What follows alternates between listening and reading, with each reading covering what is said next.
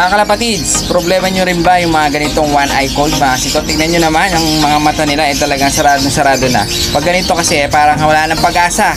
Makita nyo talagang inaantok na sila. Gagamitin natin yan ng Betracing Classic, ang pinakamurang gamot. 14 pesos lang to mga siko. Titignan natin kung kaya niyang pagalingin yung mga zombie natin na dumadami. Grabe. Bale, titimplahin na natin mga siko. Lalagay lang natin siya sa 1 litrong tubig para mas matapang at mas effective mga siko, para tumalab yung gamot doon sa mga gagamutin natin.